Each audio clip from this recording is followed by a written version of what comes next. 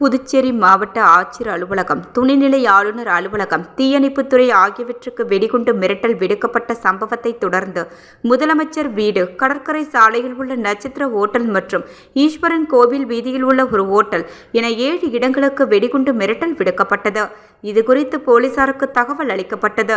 இதுகுறித்து தகவலின் பெயரில் போலீசார் மற்றும் வெடிகுண்டு நிபுணர்கள் முதலமைச்சர் வீடு உள்ளிட்ட பகுதிகளில் மோப்ப நாய் கொண்டு சோதனை மேற்கொண்டனர்.